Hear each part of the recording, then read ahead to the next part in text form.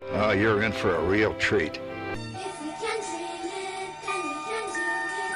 Yes, we can, yes, we can. Hang on to them hats and glasses, 'cause this here's the wildest ride in the wilderness. Mickey pretzel, Mickey ice cream bar, or an ice cream sandwich. Oh, this is so easy. This is so easy. Mickey ice cream bar. We're gonna love them. We're gonna like the Mickey pretzel, and we're gonna leave the ice cream sandwich. I can't even understand the ice cream sandwich. Gets his stuff and gets ready to leave, and I was like, "You leaving?" And he said that's when he was like, "Okay." Yeah. So. But, so why'd you pull over then? I was probably more scared than anything. Pull over. I don't know if this guy's crazy. With Holly, Grand Floridian, and Contemporary. I would buy a Wookiee cookie before I would buy an ice cream sandwich in Disney.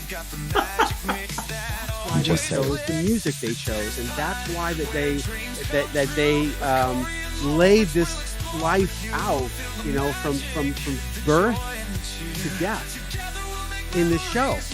It's actually much more to it than I think a lot of people realize until we really start to see it more. I'm going to skip out because I do have to do my football show where I will be picking the Patriots to lose this week. By the way, go Raven, out! I'll talk to him later.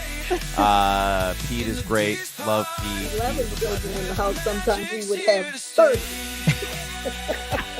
You had the house to hang out at.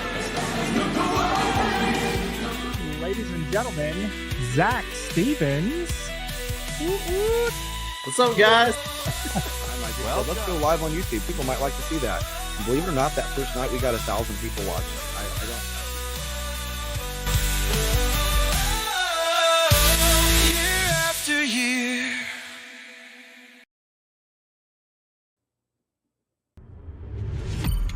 You are now listening to a member of the Disney Podcast family. Head over to Disney Podcast Family on Instagram to see all the latest posts for this show and links to other great Disney podcasts. Hello and welcome, everyone, to another edition of the DIZPod. I'm looking at my park bros across the way from me, and we are live. We do this live because we do it for all of you. Hello, everyone in chat. You are watching the live recording of the podcast that hits iHeartRadio, Amazon, Spotify, and Apple. And so we may not interact with you as much as we do in the parks. We take great pride in that. Just know that we are watching all of those comments in the chat. Keep them rolling. Make sure you comment when this is over. It really, really helps. YouTube is really stressing those comments at the end of a broadcast or during a rewatch and all that.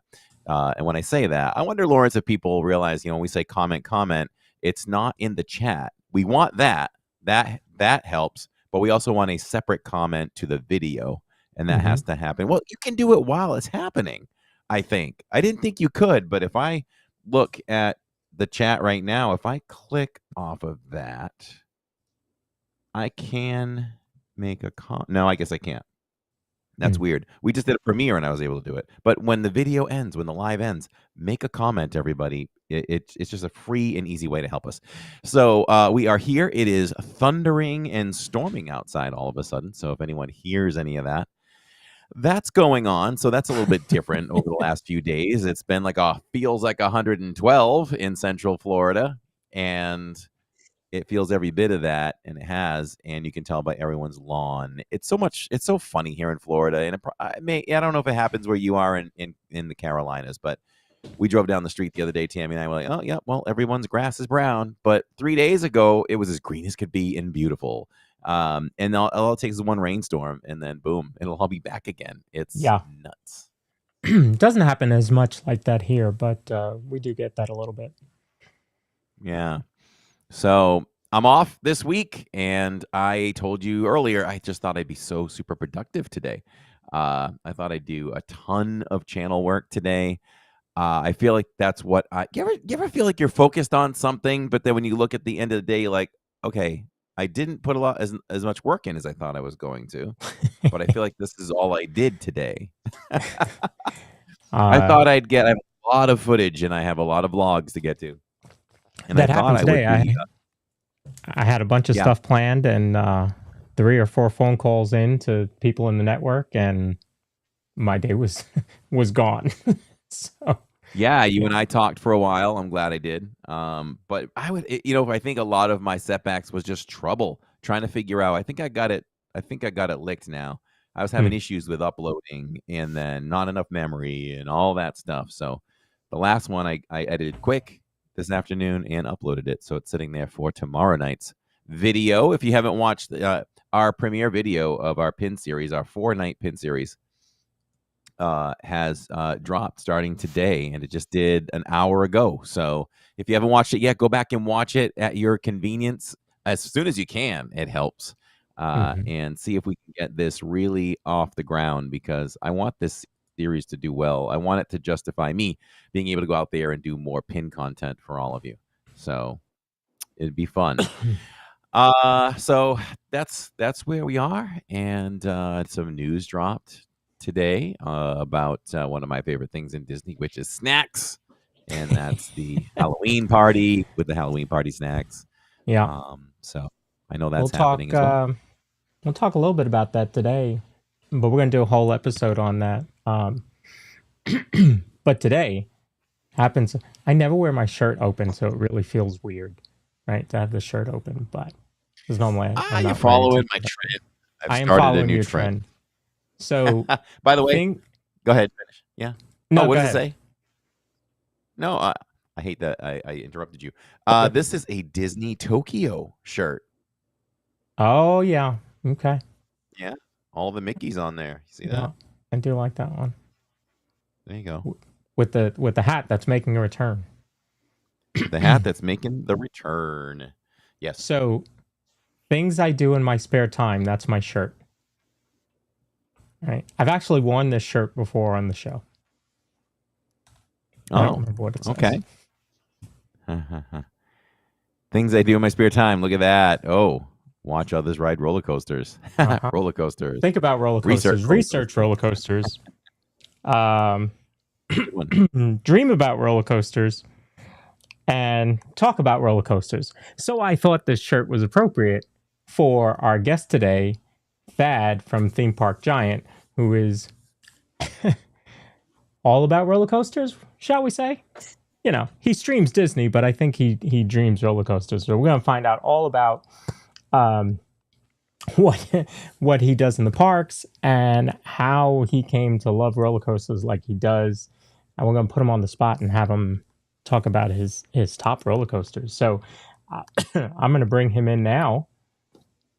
Welcome, Thad, to the show. How you doing, Thad? Welcome. Hey, guys. Thanks for having me on. I'm going to make Thanks you for being here. We appreciate that. a little bit larger because for some reason it's picking up my screen behind me. So thank you for coming on. You know, I've been on his stream. I basically took over his stream because he likes to be involved with the chat, talk to his chat, and I was there that Friday with him. I don't know that he got 5 words into the chat. It was a rough day. But you know, he only lost 40 subscribers that day, so I think it was a positive. Right. Could have been way worse. Could have been worse. So thank you for coming on. I am honored to call Thad a friend. And in fact, so that stream that I just talked about, we ended at 4 and we talked until 7, just on a bench underneath Spaceship Earth for 3 hours. Just 2 old men talking on a bench. You know, but it was hot. It was hot that day too. It was hot. Not as hot as it's been this week, but it was hot that day.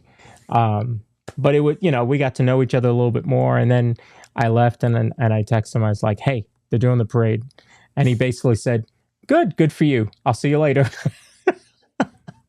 because he had a long day. Yeah.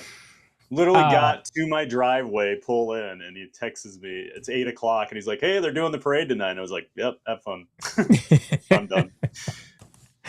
So, Tell us a little bit about your channel and how you got started streaming Disney.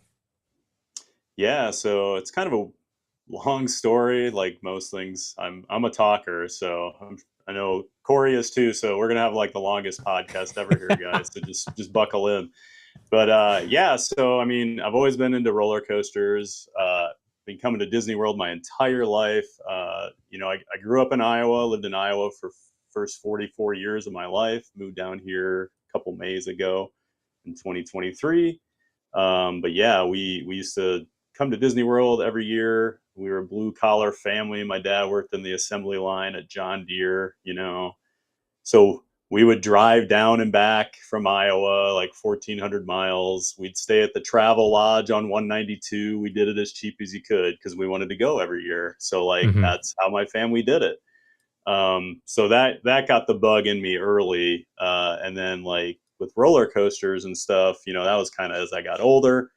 But the content creation piece, so as I started to travel around the world more, I used to be in a coaster club called Theme Park Review, did a lot of tours with them all over Europe, went to Japan with them, been all over the US with them. And if you're not familiar with Theme Park Review, they're a very big channel on YouTube. I consider him like the godfather of roller coaster content creation. He was one of the first. I mean, I think he has 3 million subscribers right now. So he's been around it. And so just being around him for a few years, and like I'd be in some videos. I've been in some viral videos with them, like some with like 15 million views on them, I think. So that kind of got the itch for me. And then one day I was sitting there and I woke up the one morning and I was getting ready for work and I'm looking at Facebook, and in the messenger, those message requests you'll get sometimes, and they're usually spam. Well, I'd never seen that folder. And I look in there one day and I have a message she was the executive producer of the shows for Travel Channel that did like roller coaster shows. And they saw one of the videos I was in and they reached out and they're like, "Hey, we'd like to build a show around you." Now, I saw this message 5 years after she sent it. It was just buried in my spam folder. So like by the time I messaged her back, she'd already left the company. But so that got it in my head of like, oh, maybe I've got something here, if they were reaching out to me. So I started to do some content just on the side, did a few travel vlogs of like some coaster trips I did, and just kind of would do them every few weeks because I'd go all over during the summer. So that was just kind of a hobby of mine. And then during the pandemic, I found vloggers on YouTube for Disney, and I'd never really watched much Disney only content on YouTube. I was a coaster guy, and I got my Disney news from like podcasts and things like that. And just during the pandemic, nothing to do, couldn't do anything. Once they opened the parks up down here, I started watching all these vloggers, and I was like, wow, that's really cool. Skip ahead a couple years, and I was just so burnt out. I was a software developer for 25 plus years, worked in corporate America the entire time, many Fortune 500 companies, worked on big projects, and I was just done. I couldn't do it anymore. Felt like I was slowly dying going into the office every day. And I just said, you know what? I'm going to sell my house. I used to have a huge Air Jordan collection, about 100 of them. I sold about 75 of those. And just took all that money and said, I'm quitting my career. I'm moving down to Orlando and I'm going to try and make this work. So for the last couple of years, I was doing vlogs, heavy coaster stuff, also sprinkling in Disney World because I do love Disney the most. And was growing, but not at the rate I needed to be for what I was trying to do. And I've always liked the idea of streaming, but I'd never really watched Disney streamers. It just wasn't a thing on YouTube I got into. And then I met Pete McDevitt randomly in the park last December. I had a Viking shirt on, and he's a big sports guy. And I'm walking off Guardians, wasn't even doing content that day, just had some friends in town, walking off Guardians, and I hear a guy just go, "Oh, the Vikings, what do you think about their season?" And I'll look over and there's Pete sitting there, and I'm like, "Oh yeah, well, I'll talk about the Vikings. Like, Uh-huh. so we hit it off. You know, we talked for probably 10 minutes. My friends are like, what are you doing just talking to this guy about football? Like, I'm like, I don't know. We hit it off. And then he goes, hey, I got a YouTube channel. You know, we've all seen Pete do his thing when he's, you know, whips out the QR code. Like, so I pull it up and I said, and he's like, so what do you do? And I'm like, well, actually, I do YouTube. You know, I'm a content creator. And he's like, no kidding. And so I said, for Disney. And then we really hit it off. So later that day, I went home. He was streaming in the parks. So we'd each subscribe to each other. So I started watching him, just got in the chat. And his chat was super nice, welcoming. So I started watching more of Pete's stuff, you know, and I just liked Pete. So, but then watching his show every week, he brings on streamers, right? So, and this is a whole new world to me. Like, I literally, like, people talk about Resort TV 1. I didn't even know really who Resort, like, I don't know even the big boys. So, like, I'm very naive when it comes to this still. But so just watching him, you know, I became part of his community because I'd watch his sports streams. I'd watch his, you know, Disney streams. I've been on several of his shows now. Like, I've become part of that community. And so about 3 or 4 months ago, I'm like, you know what, I'm going to start looking into streaming. And I have an idea what I wanted my stream to look like because I'm a big graphics guy. Like, if you watch my stream, obviously I do a lot of technical stuff. I always probably overdo things, but I'm very big on graphics and things because I used to watch video game streamers. And when they're in their home studio, their graphics and things are much more elaborate than what I'm used to seeing in a park. And that makes sense because IRL streamers, it's very difficult to do that. Yeah. So I started going down the road. Plus, I'm a tech nerd, so I wanted to figure it out. When I kind of hit a roadblock and put it on the back burner, and then John from Fun to Be Free was on Pete's show one night. And I was just like, oh, this guy's really interesting. You know, he was talking about tech. And I'm like, oh, okay. And then we just connected on the 80s. He's a big 80s Epcot guy. So I started watching his stream once in a while. And then we started chatting. And then I realized, like, he's using the same setup I want to. And so he's like, hey, if you have any tech questions, let me know. So I'd ask in the chat, and I was getting close. And then one day I just went and found him in Epcot. And we walked around, and he's like, ask me any questions you want. Well, I was live on stream. We walked around for probably a good hour, 90 minutes. He answered most of my questions. He ended his stream. We went and sat down in the land in his office, and his office, as he calls it. And he went through everything for me. And it was that one missing piece, Fellow Box Cloud, which I know you're well aware of now, Lawrence. But he gave me the missing piece. And from there, it was like, all right, did some test streams for a couple months. I moved in May. I went back to Iowa for a while. So, like, I wasn't doing much that month. But in early June, I was like, all right, I'm going full into streaming. So I went 5 days a week just to start. And I'm not doing vlogs anymore because I think it's hard to juggle that as one person. And I'd rather focus on the vlog or the streaming. And so that's what I've done. And now I stream Monday through Friday, 9 a.m. I'm in the parks, and I do all the parks. So, you know, I go over to Universal, I go to SeaWorld. I'm going to go to Busch Gardens eventually because my setup actually allows me to ride the roller coasters and stream them there because I can take my Action 4 with me, and it works with my stream setup. Yeah, Corey. I was at SeaWorld a few weeks ago riding Mako. I was on Penguin Trek. Yeah, it works. Okay. And it's pretty How cool. was your signal? Really good. I mean, were you live doing it? Yeah, I was live. And I do the connection good. bonding too. So I had the issue at SeaWorld is when you go into the aquariums and stuff underground, goodbye signal. I mean, those are nuclear bunkers, but the coasters, no issues at all. So that's kind of my thing right now. I'm like, no one else is really doing that. It's tough to stream a roller coaster, a big roller coaster, right? Yeah. So, you know, Disney, well, you don't see people doing Tron, you know, because even doing the chess harness, it's a tough thing to do. And like, I can do that setup. I'm just scared because Tron has really bad reception in the station. So I'm always a little leery. I need to test that sometime before I actually go do it. But yeah, so that's where I can bring in like the streaming and the coasters all together. So I'm hoping to do more of that. Yeah, I would bet the signal's not as bad as you think. Okay. Because I want to say not that, you know, anybody does it often, but I think, you know, Corey's done it a couple times, and from what I remember, I think we were pretty good the whole way I think through. we're good. I think from what I remember now, I think we're fine in the queue. I think we're fine Okay. all the way through. Yeah, All right. I think so. Yeah, I would. Now I'll I give would it a try shot it. then. Nothing serious. Okay. Yeah. So, how do you how does a guy from Iowa become, involved in coasters like you do and get to travel I want to travel the world to ride all these coasters? Yeah. So, growing up in the 80s, it wasn't easy to find coaster information. Like, you'd go to the school library and just look at like Popular Mechanics magazines or whatever, because occasionally they'd have like, hey, here's a new coaster coming out.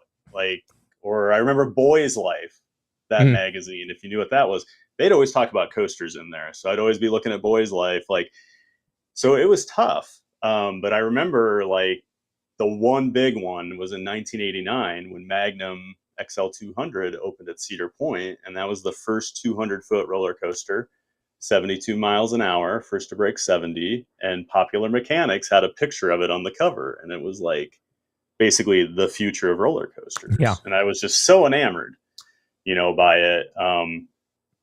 And I just remember we would go to Six Flags in Chicago every summer, at least one day, because I grew up about 3 hours from there, and that was a really good park too. Now the irony is, I loved roller coasters to look at. I was terrified of them up until I was about 15, where I started to actually ride like bigger rides. But I would make my family go to these places so I could see these rides. So yeah, that's how like I originally got into it. And I used to want to design them. And then I took a physics class in high school. And even though I'm a math guy, I was like, well, this isn't what I thought it would be. This isn't really as cool as I thought it would be. So that pipe dream ended there. And then the internet came along, and I'm going to talk about things that some of your viewers have probably never heard of, but the internet before the World Wide Web. This is where I used to live in high school, like FTP sites. I had like a phone book of like colleges and what would have it in there, and they'd have roller coaster pictures and things like that. So I'd go find these roller coaster pictures and learn about different rides from all over the world just because I'd find these pictures. And then news groups came out. So I used to read Rec.Rollercoaster. This was an online forum that was only text-based. That's what these news groups were. Before like message boards, before Reddit. So this is what I used to read in like 1992, 1993. And I could talk to people from all over the world. So I'm learning about like Alton Towers in the UK. I would talk to this guy in Australia, and we sent brochures of different parks back and forth to each other. We would actually mail them. And like, so yeah, the internet was a huge thing. Just going into like AOL chat rooms about roller coasters, you'd find them sometimes. So that was the big thing for me. And that's when it really exploded. Kind of the pre-internet, and then kind of pre-web internet. So yeah, that's how old I am. But I knew somewhere in there we would get to AOL chat rooms. Oh yeah. Yeah. So what, outside of your small area, what was the first park that you went to for one of these roller coasters? So if we're not going to count like Great America in Chicago, Cedar Point was the big one. In 1994, I talked my family into going to this park they'd never heard of. And for those that aren't aware, Cedar Point is like the mecca of roller coasters, and has been since 1989 when Magnum XL200 went in, and they just exploded from there. They have 18 coasters now. But when we went in 1994, Raptor was the brand new ride. And Raptor is, if you've ever been to Six Flags, like Batman. So it's called an inverted coaster, where you hang below the track. And the first Batman ever was actually at Six Flags Great America, but your feet dangle. Oh yeah. Done it. Nice. I've done many times, Batman. Yeah. Oh yeah. They're great rides. So this was what Cedar Point does, is usually a new ride type will come out. They'll let other parks kind of work through the kinks for a couple years, and then Cedar Point will come in and go, here's the biggest, tallest, fastest version of this. And that's what Raptor was. And it's still a big one. Now, so we go there. I'm still scared of the bigger rides.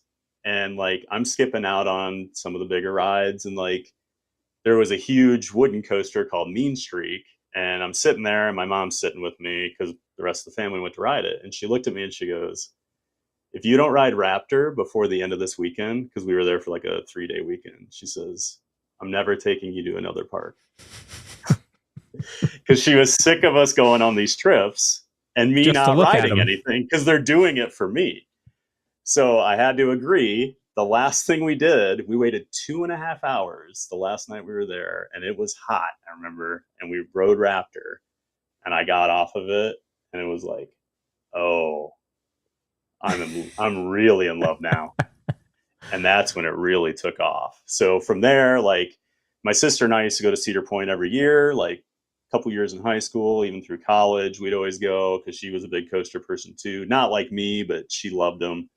She can't sit and talk about them like I can, but she loves a good roller coaster. And so, yeah, Cedar Point was really the big like stepping stone to, okay, I'm an official coaster nerd now. Wow.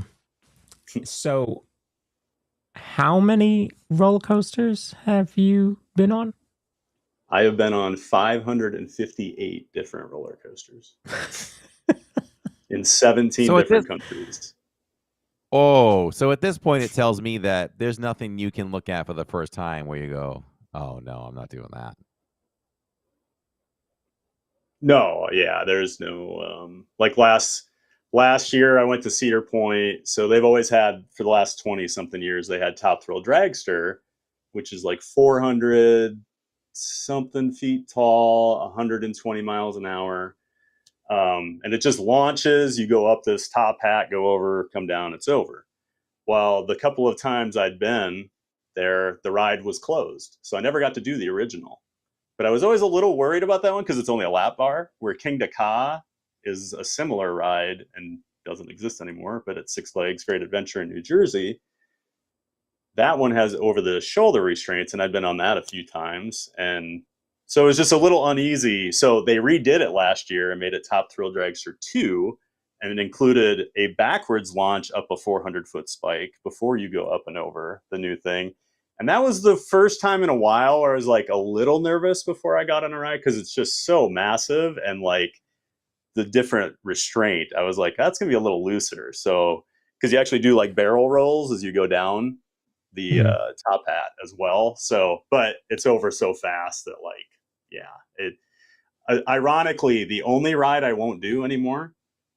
So, you know, those like swing rides that the swings on the chains, but they go up like 400 feet now. So like there's one on iDrive. Yeah. I won't go near them.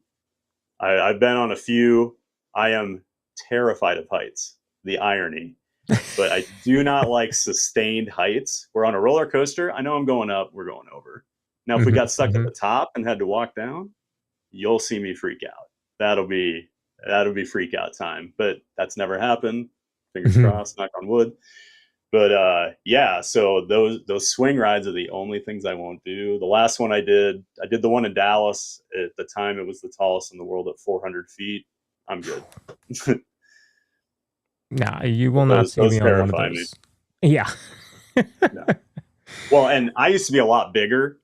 Like I used to weigh. I've lost well over 170 pounds the last few years. But like, even I wasn't that big when I was like riding it, but 80, 90 pounds bigger. And you're looking at those chains and you're like, that's going to hold 360 pounds up 400 feet in the air. I don't know. Yeah. So yeah, I used to get a little anxiety about that. You definitely would start to question some things. Yes. So this group that you're in, now what was your number? 558, did you say? Yeah. Yep. Unbelievable. I mean, I think maybe I could say I've done 40. I don't know. I think that's probably stretching it. And that's pretty good for most normal human beings. You know? Yeah. 40 is a lot. It really is. I don't really like loops. And really the only one that I think I'm comfortable with doing that has loops is Rock and Roller Coaster. Okay. And maybe it's because it's indoors. I don't know. Maybe. But I definitely don't like loops have the never outdoor. bothered me. Yeah, I figured. I figured if you've been on that many, there's not that many that don't have loops. So yeah. Right. Yep. So one coaster that I did in Six Flags when I lived up north was Superman, and actually I think I did it more than once. But since then, that's something I never have interest on going on again, because there's that that inversion. You call it an inversion, right? Is it no? Is inversion the loop, or what's it called? Inversion's a when you loop, get that? or like any that? time you go upside down is called an inversion. So a barrel roll, a corkscrew. What do they call it when you come down a hill and you are like negative degrees? Like I felt like I was coming out of my seat on that drop, and then it looks like you're going to smack your head on the tunnel. Oh, no more. So this is Six Flags New England. Yes. I'm assuming. Yeah. Okay. Yes. So that, of all the parks I've ever been to, I've never had a worse day in my life than I did at Six Flags New England in 2013. They have height maxes that no other park has. They follow their own guidelines. I couldn't ride Superman. I couldn't ride Goliath, which was the like inverted boomerang thing with like that. It's gone now. There's the Vekoma SLC I got booted off of, and then there was one more. But in the first 2 hours I was there, I got booted off 4 rides for being too tall. And I was like, well, I'm never coming back here. And it's the worst because Superman or Bizarro, whatever it's called on any given year, is pretty highly regarded, like a top 5 coaster by a lot of people. So that one is wow. Yeah. And you may have smacked your head because I felt like I was going to. Yeah. I could see the height requirement on that one. Yeah, people have said that tunnel's pretty tight, so they understand the height max on that one. But yeah, like don't raise your hands on that one. Right. So is there a top 3 for you in coasters? It's so hard to narrow it down. That's what I figured. I mean, with that many. Right. So I do I say I have a top 10 steel and top 10 wood. Like I break it out because they are such different rides. But I mean, depending on the day, there could be 50 steel coasters in my top 10. Like it's just, when you've been on that many, it really is hard to narrow it down. But like my number one all time, I'm wearing the shirt, Steel Vengeance, Cedar Point. That is my all time favorite. That Mean Streak, the wooden coaster I was saying, where I was sitting on the bench with my mom and she said, if you don't ride Raptor, we'll never go to another park. Mean Streak became Steel Vengeance. So Steel Vengeance was built by a company called RMC, Rocky Mountain Construction, and they're the rock stars. The last 15 years, no one can touch them. Everything they build, it's amazing. Like they don't have a bad ride. And a lot of what they do, they come in, they take a really bad wooden coaster, which is just too rough now, and they create these hybrid coasters where they leave the wood foundation and then put steel track on it. So you get these crazy looking rides because people think they're wooden, but they're doing these insane inversions and they're doing things nobody does. They are crazy. And Steel Vengeance is just like their crown jewel, I think, at least of what I've been on. There's some in Europe I haven't been on yet because I haven't been back over there the last few years. And some people tell me they give it a run, but a lot of people will say Steel Vengeance is their number one, like in the coaster community. It's so intense. And I can only do it 3 or 4 times in a day. That's that intense because it hurts my thighs because the airtime, the negative G's are so violent, which is what I'm looking for. But I'll get thigh bruises if I ride it too much. But then that's just because I'm a big guy and the restraint doesn't fit me very well on those. But yeah, I love that ride. And to say that I can't even ride it more than a few times a day when I'm there, and it's still my number one. I mean, that is pretty crazy. So let me ask you, you said you have a top 10 steel and top 10 wooden. So what do you do with the hybrids? They're steel in my eyes. Okay. All right. Because I just wanted typically you look at what the track is. Uh-huh. So that's like a lot of people have been saying like Big Thunder Mountain is going from a wooden coaster to a steel now because they used to see the wooden like structure, but it's always been a steel coaster because it was Yeah. steel track. Yeah. So yeah, the hybrids, I just think they're steel, but the hybrid's a cool name for them because they do look different. So, but I mean, they've been around forever. Like Gemini at Cedar Point was built, I think, in 1978, and that is actually a wood foundation with steel track. So coaster companies have been doing it for a long time, but RMC's just taking it to a new level. You ever see them doing anything here in Orlando? I'm assuming they've done nothing for Disney or Universal, as intense as they sound. No. The closest they are Iron Gwazi down in Tampa at Busch Gardens. So Gwazi used to be two really terrible wooden coasters that dueled each other, and they came in and used both of those foundations. And Iron Gwazi is an absolutely fantastic ride. It's easily in my top 10 steel, probably top 5. Have you done Stardust Racers yet over at Epic? I have. It is my number 2 now. I love it. Oh, ever. Wow. And that past Lauren. Velocicoaster. Velocicoaster was my 2. So that's what's so cool right now. Like of all time, Orlando's actually getting some great roller coasters the last few years. Like things you would not expect in an Orlando theme park. Like I remember I was so excited for Velocicoaster. You know, it looked like it was going to be. So there's a ride called Maverick at Cedar Point, which is made by the same company that did Velocicoaster, Intamin. And it's kind of like, I feel like it was their test. Like, because it's a smaller ride, it's about 130 feet tall, but that thing is so intense and so good. It's in my top 5. And then when Velocicoaster was coming out, everybody was like, this kind of looks like the next version of Maverick.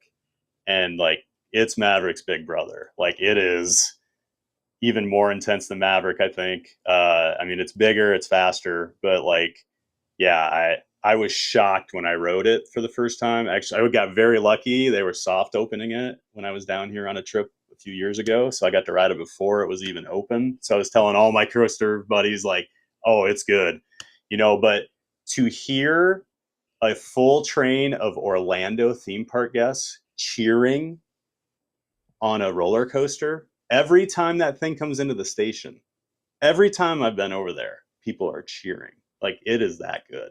And it blows my mind they put that into a theme park here. And then Stardust isn't as intense as Velocicoaster, but I just think it's such a perfectly designed ride. If you know Mako at SeaWorld, I feel like it's like and this is what one of my friends mentioned to me, but he nailed it. It's like they took Mako and Velocicoaster and made a baby. Because it's like a launch coaster that has just a ton of airtime hills. And it's like not super intense where like Mako's that way, where I can ride Mako all day. Literally just sit in the back row. If no one's there, I'll ride it 10 times in a row. Like, and that's how I feel about Stardust. And it's not as intense, but I just love it. And the more I ride it, the better it gets. You know, I got excited when you said that about Stardust because it's documented in our vlog. I believe that I said that Stardust was the best coaster I have ever ridden that is not super themed like Guardians. Like straight up coaster, I said, that is the best coaster I have ever been on. And you're right, it's magical in a way. Like Guardians, when people ask, you know, what is that like? I said, it sounds funny, but it literally is like you were floating in space and a comet hit you on the butt and you're just you're gliding through space. Stardust is just magical. It's not super intense to me. It has its share of the launches and all that stuff, like you said, but it was magical in a sense where you're going up and you're turning or whatever. And all of a sudden you look over and, oh, there's the other set of cars just riding beside us. And you're watching them. That's what I did. And then you turn away, you do your thing. And then, oh, here they come again. They caught up beside us. It's just an unbelievable experience. The inversion where you go, the one track, you take turns going over each other it is nuts. I've never. That is like the coolest visual on a roller coaster. If you're sitting now, if you're in the front, you don't catch it, but if you're in the middle to back, it's one of the coolest visuals. Seeing that train fly over you, and then you do it to them like instantly. It's so hard to explain to people how cool that is, but it's such a cool maneuver. Yeah, it's just a cool feeling. And for Velocicoaster, tell me you weren't faked out by this. If anyone's never ridden Velocicoaster, number one, that drop at the highest peak is amazing. And then when you start your inversion, you don't just come around, you hang. It's hang time. It's seconds of hang time over the walkway with people. I yell living in Diz every time I go by. But there's a couple parts where you hit the water where everybody knows when you do a coaster, if you start to invert, you're going to continue that corkscrew or whatever. Nope. Velocicoaster goes, we're going, psych, we're going, psych. I mean, to me, that is so unique. I haven't ridden as many coasters as you, but I've never seen that happen on another coaster before. So those are two great, unique things. And just when you think you're going fast enough, it has that second launch that you're like, oh, okay, that's fast. Yeah, you know that second launch when it hits, because it becomes a very different ride. The first and second half of that ride are very, very different. And like you said, that stall, like I've been on a lot of coasters that do this upside down stalls like that, but that one, you're going so fast though, like it happens so quick. Like some of those stalls, like you'll start to like fall out of it like a little bit. That one, you're just flying. And like you said, so that's kind of an Intamin thing where they do the fake turns and bring you back. RMC will do that too. But those are the two most intense companies out there. And like they do a lot of that overbanking and coming back. So one of my favorite rides, and now they changed the name again this year. I can't think of what it is, but I'm always going to call it I-305. It used to be Intimidator 305 at Kings Dominion in Virginia. And it was themed to Dale Earnhardt, the old NASCAR driver, where the trains actually looked like Dale Earnhardt's black number 3 car. They were actually really cool. I'm not a NASCAR guy, but they did look awesome. Wow. And that thing is nuts. It goes 92 miles an hour. It's a 305-foot drop at about, I think, 84 degrees. And they actually had to redo the first turn because it's so intense. People were blacking out during the media previews. Like, and these were coaster content creators blacking out on the ride. So they actually had to come back and redo it. And I'll gray out half the time I ride it. It's the only ride I consistently will gray out on. But the whole second half of the ride is these crazy like hairpin turns, because it's supposed to be like a NASCAR. And like you'll look like you're going to go left and it does this doom and you come back the other way. And Corey, you nailed it with like that whole second half of Velocicoaster. You have all those crazy turns and then the barrel roll over the water. That's the craziest inversion I've ever been on. And I've been on a lot of inversions, but there's not many things I will always hold on for. I always hold on for that thing because I get thrown around on that because those restraints are so forgiving and comfortable, but man, I will get launched on that thing. So like I'm holding on because that barrel roll, I mean, you get 6'5" flying around. It can kind of hurt sometimes, but that barrel roll is nuts. And to be over the water, like that ending's so cool. Oh, yeah. Do you think it's better at night or day? Because nighttime. You can see the Raptors better in the daytime, but night is always better for coasters, I think. Yeah, the night's always better to me because one, the coaster's been running all day. You know, especially in the summer, coasters as they warm up, they run hotter. So like you get a night ride on Velocicoaster, and it's different than when you go at 8 a.m. That's one cool thing about coasters, like wood and steel. They change throughout the day as you ride them. So like, it's NASCAR. A different thing. It's like NASCAR. If you start a race, at 6 o'clock in the evening, they always talk about how, if cars are running very well in the beginning of the race, don't get too excited because the track's going to change and you're going to be in the back by the end if you don't make the right adjustments. So yeah, wow, that is so cool. I can't wait to tell Jacob about that. Mhm. So what do you think about the Hulk coaster? The Hulk coaster is just a massive amount of corkscrews, really, and inversions. It's the entire thing. So you definitely come off a little bit discombobulated off of that one. And once Hagrid's and Velocicoaster opened, we as a family kind of retired the Hulk. We're like, I think we're done with the Hulk. There's no need for that anymore. But Jacob and I were off last month on a day on our own, and it had rained. The park cleared. I mean, we had the run of Islands of Adventure. It was Oh, so that's much awesome. so much so we rode things twice. We were like, huh, Wow. well, Hulk is a walk on. Should we do it? And we did. We even found places to explore and walk around. We weren't even sure if we should be over there, but like, hey, let's go look over here. Let's I go walk love around over here. islands. I Yeah. love islands because they have all these little walkways and paths you can find. Because I've been streaming over there, and like I love to take people back there. You never see another human being, and the park will be packed. And there are multiple areas of the park where this will happen. Like I love to Yeah. walk over behind Me Ship the Olive Oil. There's all those Oh. walkways back there.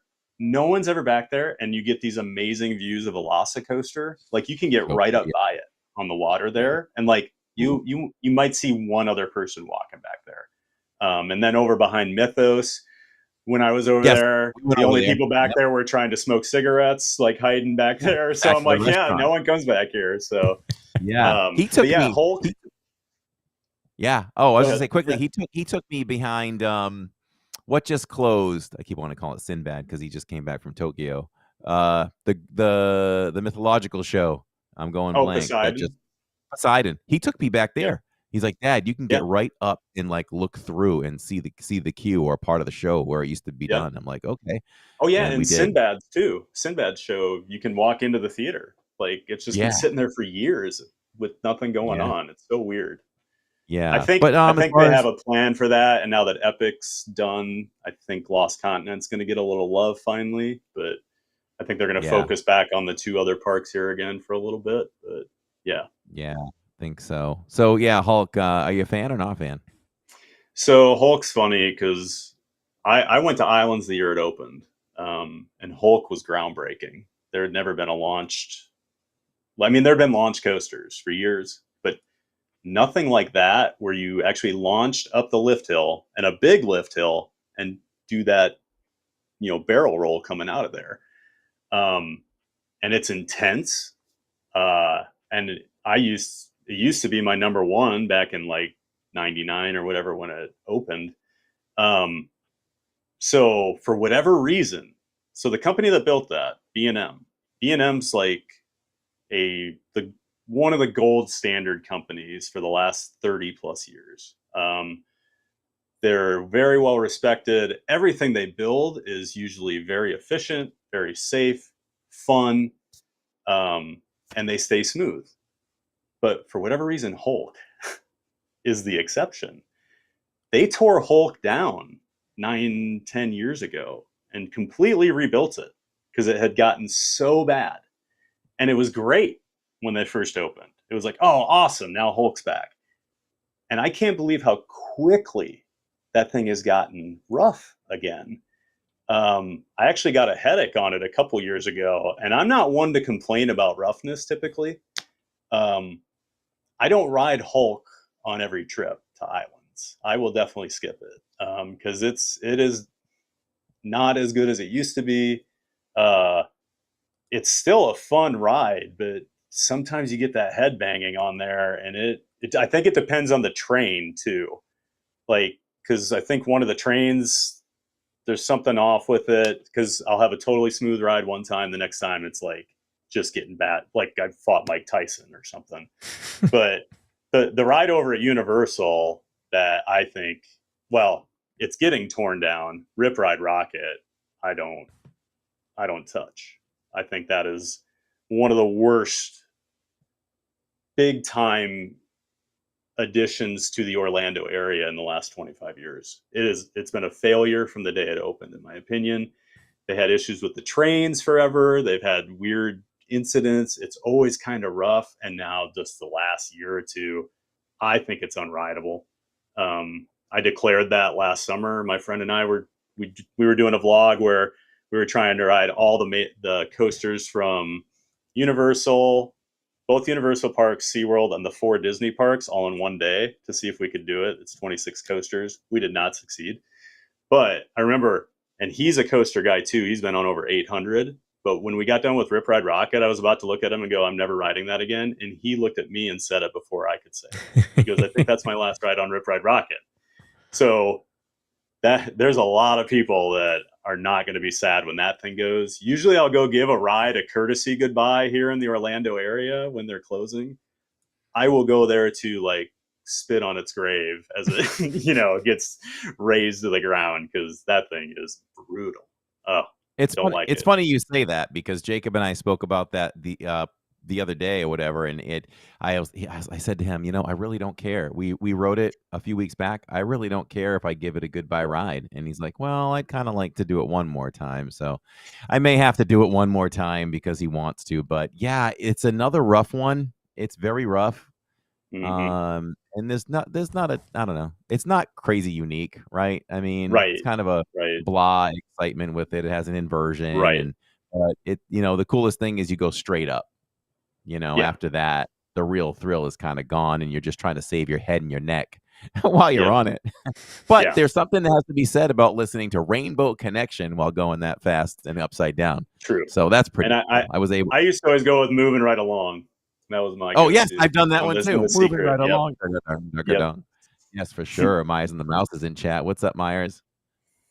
So are you saying that's what we're getting out of Rock and Roller Coaster, is Moving Right Along and Rainbow Connection? Yeah. The Electric Mayhem versions? Yeah.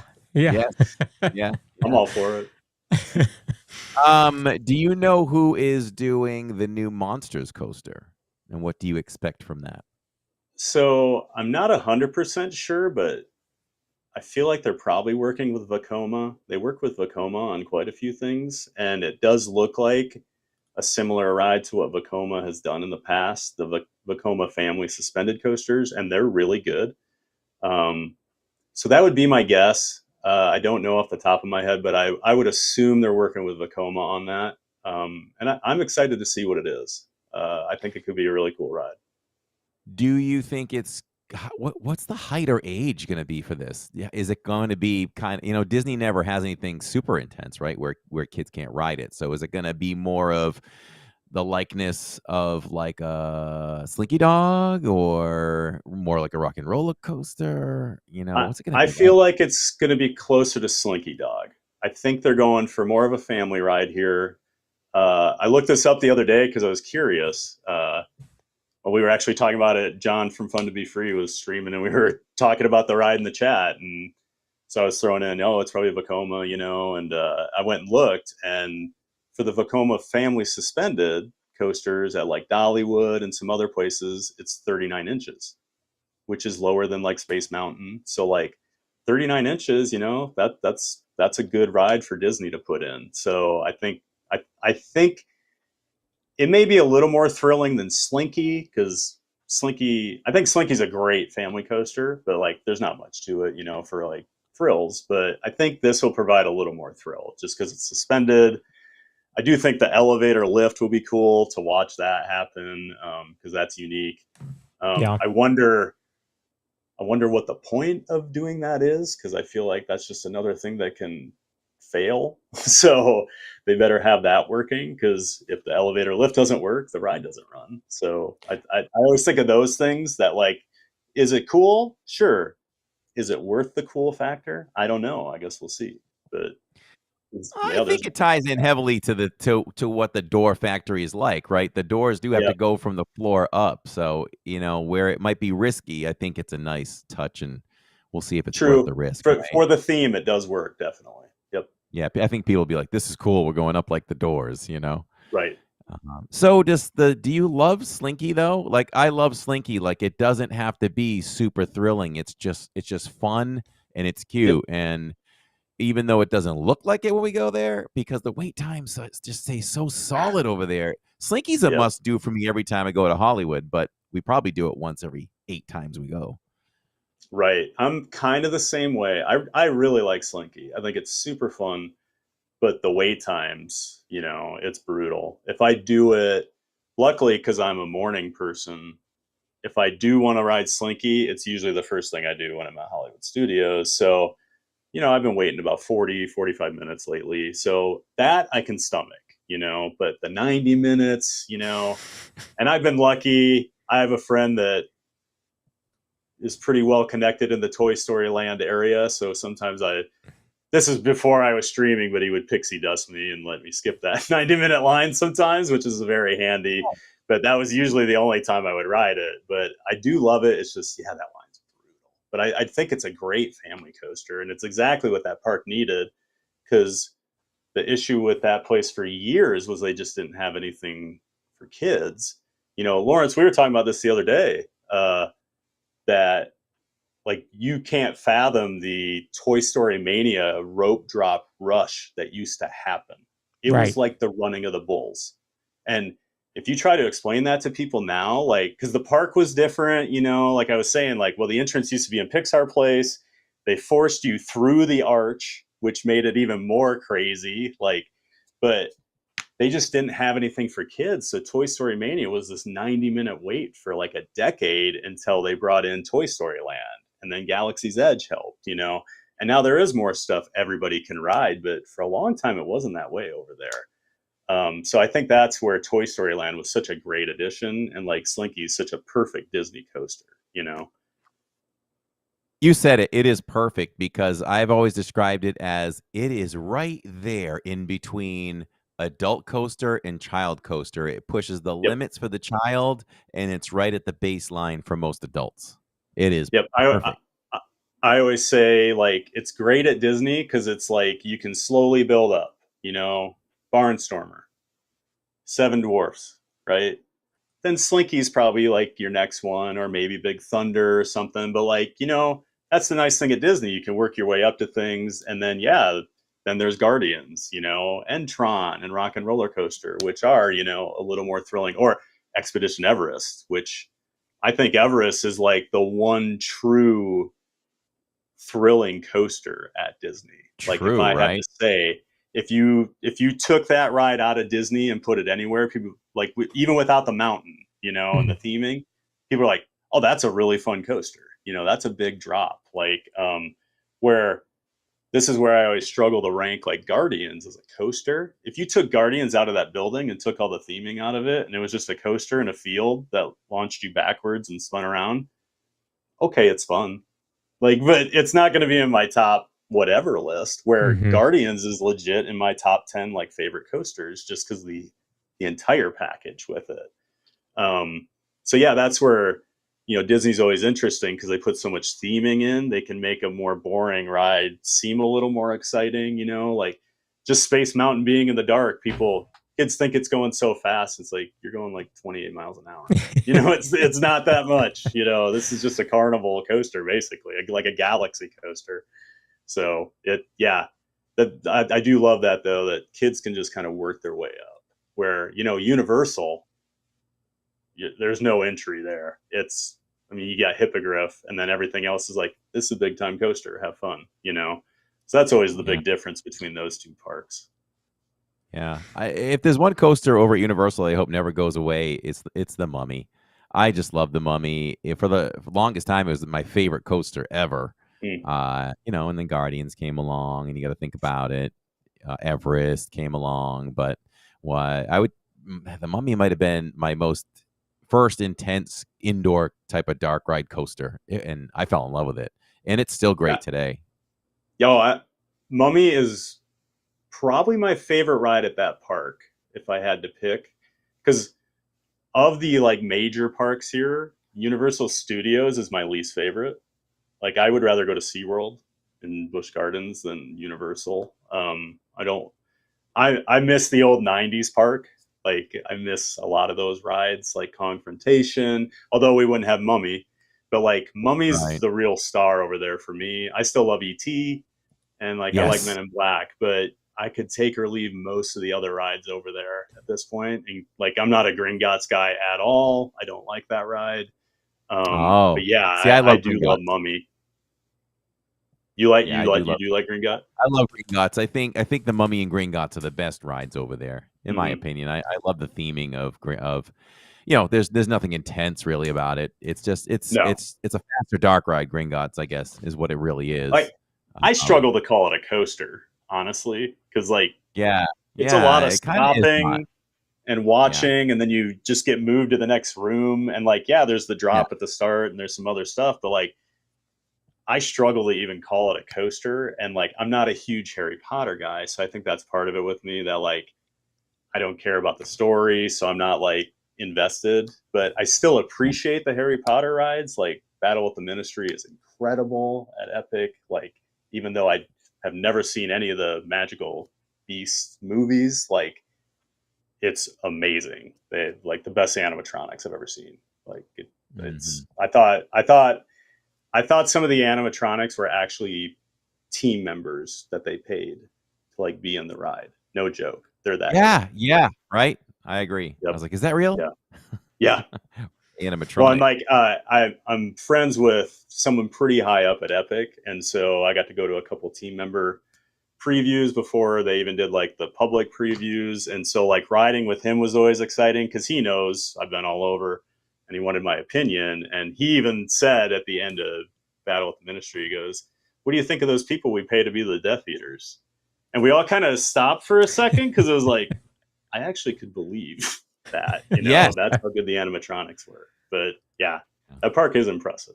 I'm very, very big fan of Epic. So Thad, are you saying you don't like the Fast and Furious ride? Oh, so bad. A party It's bus? What? so bad. Oh my God. We did that the year it Real- opened. We were down here, and I was with my sister's family, and we waited like an hour for it, not knowing anything. Because I always avoid spoilers. I don't want to know. Like, even though I'm in content now, I still avoided Epic, like until I went. Like, I didn't want to. I knew the lands, I still knew the avoid rides, things. but I didn't watch bio reconstructs, flyovers. I didn't want to know anything. Oh, even so, that. like, I'm just Okay. yeah, I don't even look at that. I didn't want to know the layout. Like, I wanted to be surprised when I walked in there. Mhm. But yeah, I don't even know where I was going with that. But yeah, I lost that one. Now, he mentions Fast and Furious, but over at Universal Studios Fast. Hollywood, there's a new coaster coming where the cars drift, and it looks like an Outside Guardians coaster, at least for that portion of the ride to me. So, Yep. I don't know if you know I'm any other curious details. to see that. I was more excited about it because I thought it was going to be West Coast Velocicoaster. That's what they kind of hinted at for the last couple years, or probably just internet nerds assuming it would be like the West Coast version. And with that terrain out there, I was like, oh, this could be really cool. And then when they announced it and it was a spinning ride, I got a little disappointed because I'm not always the biggest like spinning coaster fan. They're usually not that great. But you're right, it could be like Guardians. It does look very similar to it. So, and I've actually never been to that park. So I was holding out, waiting for Fast and Furious because I thought, oh, it's going to be the next Velocicoaster. And now I don't even know if that ride's enough to get me to go. So we'll see. Real quick, top 3 worst rides between Universal and Disney. What do you think? Everybody can answer in the chat too, and comments. Top if you're 3 listening worst rides. Let's see.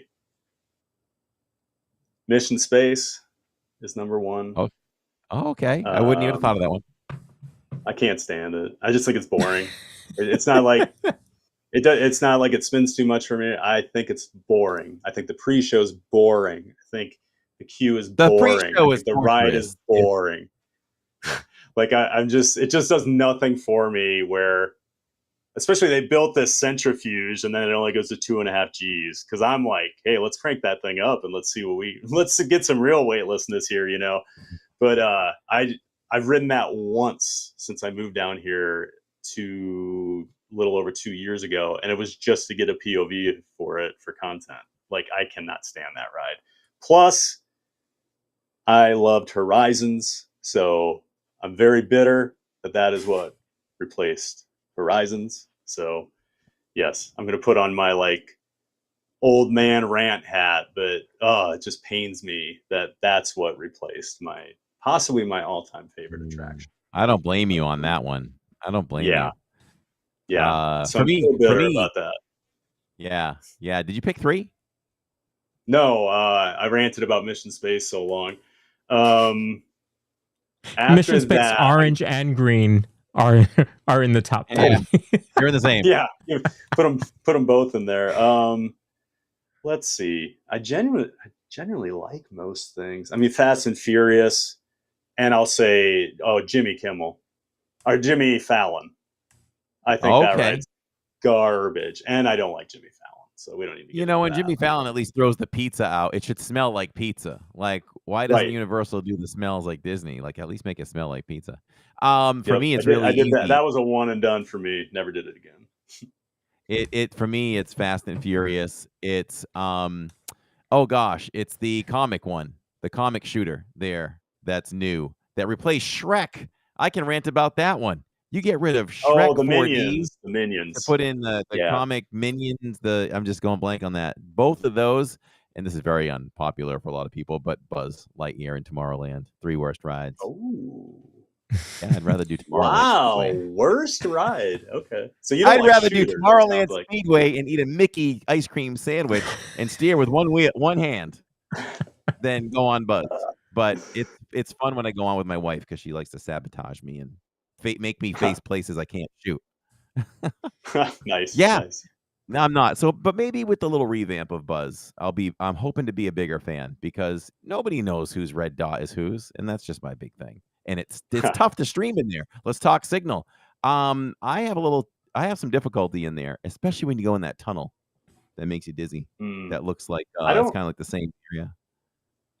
The only issue I have in Tomorrowland is if I ride the People Mover right by where you're by Monsters Inc. Laugh Floor, like my signal will fall off a cliff sometimes. And I tried to go to Monsters Inc. Laugh Floor one night, and I had to leave the queue. Like once I got like right outside the theater, I lost it, which is crazy because with the connection bonding, like I wouldn't think and John was with me. He was fine. And I'm like, I got to go. Like I had to bail because it was not coming back. So that's my one little place. But otherwise, I'm fine in Buzz. But that is a tough one to stream by yourself. Because like I'm trying to get Galactic Hero whenever I do it, so like trying to steer with one hand while you're holding the camera and do everything, it can be a lot. So, but I'm excited about the makeover. I've always liked Buzz. Like I remember when it opened, I was really excited. But I'm a lifelong gamer too, so like and I'm a first-person shooter guy, so like I think that's part of it. Like it lets me show off my old Halo skills, you know. Yeah, nice. I'm not a good shooter. Not a good shooter. Oh, I'm terrible. I am ready for new guns though, because those things. Yeah, let's see these new targets and see what happens. Yep. Yeah. That ride is just it's time. It is time. Well, and plus like the last 5 times I think I've been on it, one of the 100,000 point targets is the left hand of the robot in the first room, and it's only giving 100 points.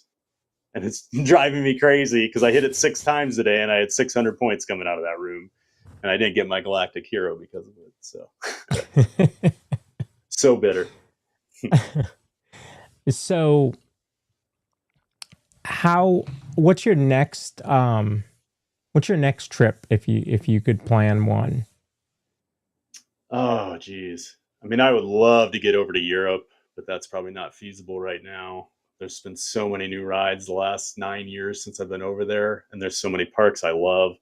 But I think the trip I'd be more likely to do here in the near future would be, I haven't been to Six Flags Over Georgia, Dollywood, and Carowinds in Charlotte since 2012. So I'm due to get back to all those. They've all added rides I want to do. And then on top of Six Flags Over Georgia in Atlanta, they have a fun spot there, sister park to the 2 fun spot parks down here in Orlando. But so that fun spot there is tiny and has very, very few rides. Like it looks more like an arcade, like fun place. but they decided to build this RMC coaster there. And by all accounts, it's like a top 5 coaster in the world. So like that is definitely on my list. So yeah, I think I'll fly up to Atlanta sometime, hit those, probably drive to Charlotte and drive to Dollywood, because all 3 of those parks are great. So I wanna hit those again. For whatever reason, that's been like my Bermuda Triangle the last decade plus, where I haven't got back to those places. I don't know why. So let me ask you about this one. This was brought up to me by a family member. Siren's Curse. Talk to me about that one. Yeah, so that's Cedar Point's new ride this year. Unique to the United States. There's only one other of these coaster types anywhere in the world, and it is in Taiwan, ironically. But it's called a tilt coaster. So what you do, you go up your lift hill like normal. When you get to the top, you flatten out, and it's a flat, like brake run, basically, and the track ends. Well, once you stop there, the track flips you to a 90-degree. You're facing straight down and connects to the rest of the track for the ride and holds you there and then drops you. So that's the new thing this year. I actually have a friend who's not a coaster person that he reached out to me like 3 weeks ago. He's like, hey, should I take my family to Cedar Point? I'm like, absolutely, because they love coasters. And so he messaged me, didn't even tell me they were going, but they were there this weekend, and he loves Siren's Curse. He was raving about it. So that's good enough for me. But I've had a couple coaster friends hit it, and they all really liked it. And of course, I have a lot of friends that have ridden the one in Taiwan, because that's just the circle I run in, and people say they're pretty crazy rides. So I don't know if it would do much for me, just because like I don't get scared like hanging there. So, but I have heard it's a good layout, so I am curious about it. But I don't even know if it'd be in my top 5 for like Cedar Point coasters after I ride it. But I need to ride it first, so can never judge just by looking. 86 JB wants to know if you're going to go to Six Flags in Saudi Arabia for those record-breaking rides. I would love to. Have you guys seen that coaster? No. I don't think so. It's what is it? Is it Falcon's Fury? No, Falcon's Fury is the drop ride in Tampa.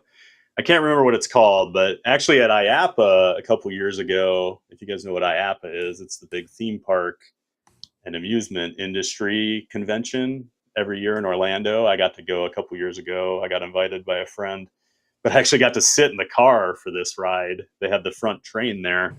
But so it is, I want to say, now I'm going to get my numbers wrong, but it's over 500 feet tall. I think it's almost 600. It drops you off a cliff. And at the bottom of the cliff, it has magnets that make you go faster. So it goes like 100 and I want to say 60, 70 miles an hour. And they've been testing it the last couple weeks, and some videos have come out where I'm looking at this thing going, whoa. Like this is the first ride I've ever seen where I'm like legit concerned that people are going to have heart issues that they didn't know about, that this is going to uncover. Like this thing is going to be intense. And like, it sounds crazy too. It drops down and you hear the magnets hit it, and it just makes this crazy noise as it takes off. And it's like, and then it flies over the top, and it looks like, the one description I'd read, apparently it's like 8 seconds of weightlessness going down the second hill. So like you do not touch your seat like the entire time.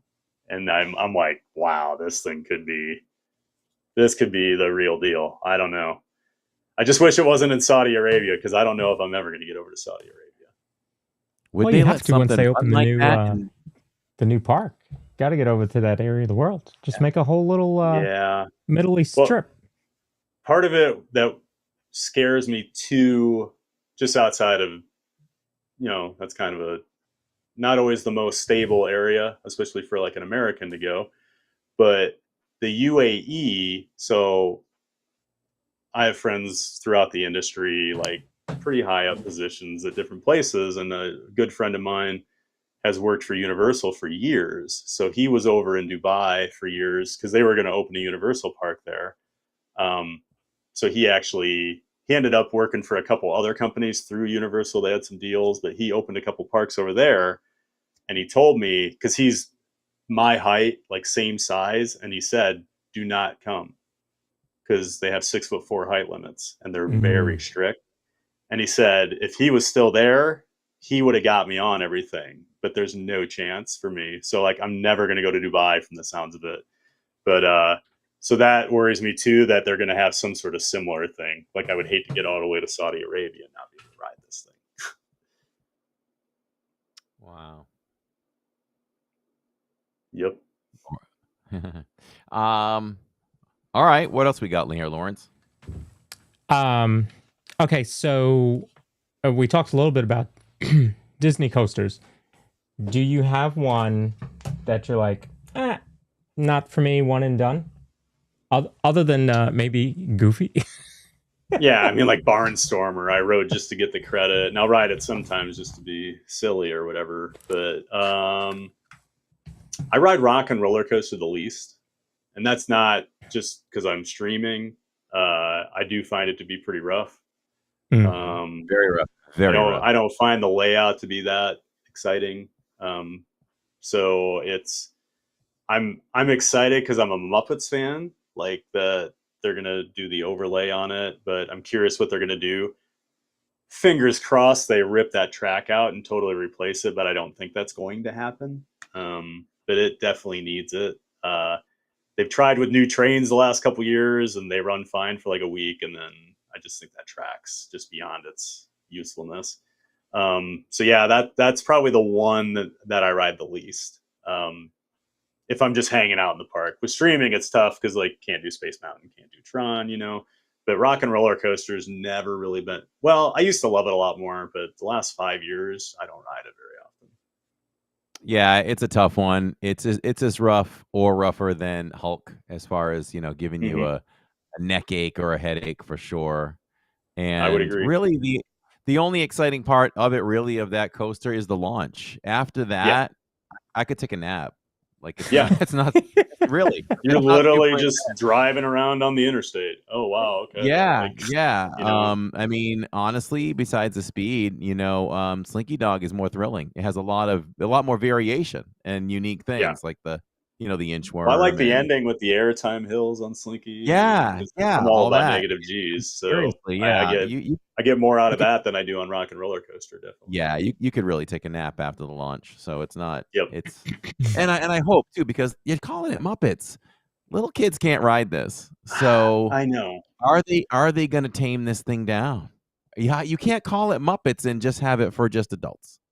That's my biggest issue with I remember the day they announced it, I actually made like a vlog because I was doing vlogs or just a video where I was excited because I'm like, oh, hey, we're losing Muppets 3D, but hey, they're still in the park, and I'm a coaster guy and I'm excited. And then I put the video out and I started getting comments and people are like, well, I don't ride roller coasters and I love the Muppets and now I don't have any Muppets. And I was like, oh yeah, not everybody's like me, that loves coasters, and especially the Muppets that are for everybody, and like Rock and Roller Coaster is not for everybody. And that's not just because they're not tall enough. There's just people that don't like roller coasters. So the Muppets, yeah, it doesn't make sense to me, but I'm still happy just because at least we don't completely lose the Muppets, but yeah, it doesn't make sense. Yeah. I was just going to touch on something too, and I just happened to glance over at the chat too, and Jay Dubs is in my head. She says, "Are little kids even watching Muppets though?" So think about this: we're looking at Muppets things, and we're thinking that our kids should be into this, but they're not getting new Muppets content. So maybe Muppets really is just for us. They don't do enough to get Finley, Lawrence's daughter, into the Muppets. Like they're not doing anything. There's no new Muppet shows on Disney Plus for kids. There are no new movies. So I guess it really is just for us, but it appears to be a child thing. Disney has never figured out what to do with the Muppets, and it bothers me so much because there is no better union than the Muppets and Disney, and somehow Disney has fumbled it for 25 years. Like, I felt like they were finally getting it going. You know, they had that really good Muppet movie, for 15 years ago or so, but like that was great, you know, Save the Muppets, like, and then I thought the Muppet, that like kind of Office, that primetime show they had on ABC, I thought that was hilarious, but that was more adult oriented, right? Kids weren't watching that. So like sometimes they do great things, and then it's like sometimes they just don't know what to do, I feel like, and it bothers me. Yeah. Unfortunately, too, you know, things change over time, right? Where what was funny 3 decades ago is no longer funny. You know what I mean? Like, yeah, you're gonna get some of us that are like, "Oh man, I love the Three Stooges," but no kid now, even as they get a little bit older, are gonna be like, the Three Stooges was like the bee's knees. That was crazy." Yep. It's generational, and maybe no matter what you do with the Muppets, sadly, it's just never gonna come back. Maybe. Could be. Well, I'm and then part of it too is just I'm gonna put on the kids Little these Rascals days for have Finley so and see if much. she likes it. That's a There's good so experiment. many- 'Cause I yeah, love- that is a good experiment. I loved it. Because like there's so much stuff for kids to watch now compared to like when we were kids. Like, yeah, That's you true. could go watch movies from the 60s and 70s because we didn't have that many movies out yet. Or like we couldn't just go watch any TV show. We couldn't Yeah. just pull it up and watch it. You just hoped it was maybe on reruns in syndication or something if it was an older show. Where now, I mean, and just think of like what we do. We create content on YouTube, and think of the millions of hours created every day on YouTube, where I just think you're going to see less and less TV shows and things, and like more content taking over. I just feel like that's what's happening. And so, yeah, when you have this much stuff to watch, plus new content coming out all the time, including TVs and movies, kids aren't going to go back and watch The Muppet Show from 1976, you know, because they're like, well, why would I watch this? There's probably some kid, you know, I can't even sit here and act like I know what kids shows are, like, because I don't have kids. So, but yeah, like Bluey or something, you know, like they get that, but like, yeah, you don't hear about the Muppets. Yeah. And I So think going let's- back to what you were saying about the Muppet movies that Disney has done, I thought that they were very well done, and I thought Jim Henson would have been proud. That felt like a Jim Henson production, those two. Yep. And even a masterful job on the Haunted Mansion special. So Good that's call. what bugs Yes, me. that was really good. Yes. Yeah. So I don't know where Disney seems to lose confidence or what in it. Maybe it's the box office. I never took a look at how those films have done, but you know, I wanted Disney to do more. I was very proud of those films. They were really good. And the second one there is one of my daughter Jill's favorites. She loves it. And she's 18. Yep. Yeah, I love that first one. And like you could tell, was it Jason Segel? That's his name, right? He was the lead. But like, and he wrote it, and you could tell he wrote that with love. He loved the Muppet, and you could feel that like in the movie. Like that's what I say about Epic Universe. When you walk around there, you can feel the love that was put into that park. Like these were people that loved theme parks, that built that park. And it's not just about the rides they put in. And yes, they have some incredible rides. But I'm so excited when I can go to that park with an annual pass. Like where I don't have to pay to go and just hang out. Because Celestial Park is going to be my new Epcot. Like that is just where I'm going to go hang out, and not just go hang out with friends or whatever. It's going to be such a cool place. And like, I don't know if you guys know this, but so Celestial Park right now is part of, you know, you ticket, you come in the main entrance, right? Well, Celestial Park is going to become like their city walk there. That's going to be free to get into. And the portals will have ticket gates that you go through. Yes. Really? Yes. So that's the plan within the next year. And that's why you see so many like restaurants and things being built in Celestial. So and there's all the more bars, and you get all that live entertainment and stuff. Oh yeah, they have plans there where you'll get in there free.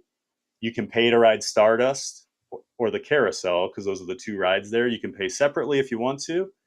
And if you want to go into the portals, you just take your ticket. And yeah, if you look when you walk into the portals, there's 2 or 3 squares on the ground. This is just because my friend showed me this when we were there, but that's where they'll set up the facial recognition ticket takers. So yeah, that way then you can have people out in Celestial Park hanging out at night, and you could close off Super Nintendo Land for a private party for a company because those portals close. So you could still, they have a lot of ideas that are going to kind of change the industry over there. Like I'm really excited to see what happens.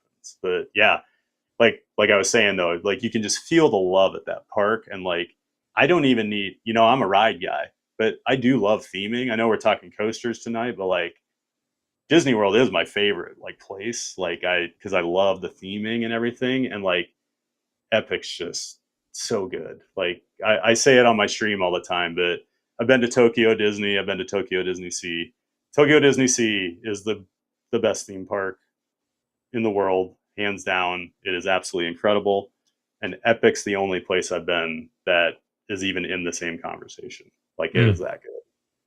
And we just dropped a vlog on Tokyo Disney Sea last night. So if anybody wants to go back and see that, when my son Jacob went out there, incredible footage, beautiful park. He's inspired us to try to go in a couple of years. So, it's so good. And and just Tokyo is awesome too. So like, but those we want to do all of that. Yeah. But Epic, I can't wait. It's such a tease. Oh, go ahead, finish. I was just gonna say, Epic's it's so just good. a tease. I can't wait to be a pass holder. I will be there day one. The minute that goes on the pass, boom, I'll be over there. I cannot wait. Yes, that's killing me now because I've gone 4 times because I got to do 2 team member previews, and then I got to go second day, and I went Memorial Day, and I was sitting in my car on Memorial Day, like going to leave the park, and I was actually getting like sad because I'm like, I don't know the next time I get to come back here, because I can't be dropping $200 every time I want to go over there. Like, try multiplying it by 4 or 3 or 2. That's why I haven't gone. Like I've had soft spots in my mind this summer.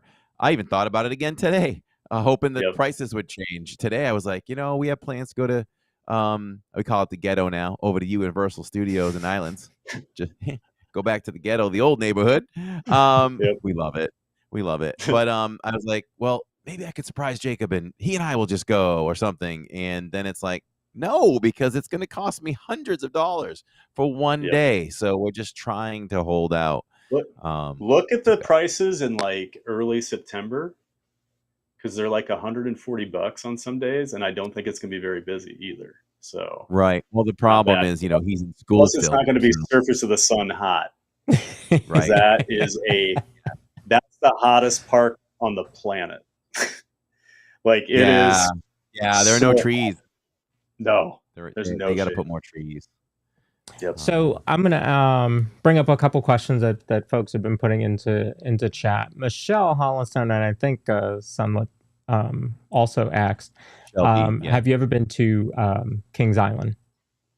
Oh yeah, been to Kings Island 4 or 5 times now. I like Kings Island. I'm a bigger Cedar Point fan, but Kings Island, like, it's always unfortunate. I always go to Cedar Point and then Kings Island when I'm on a trip, because I'm usually used to work my way east.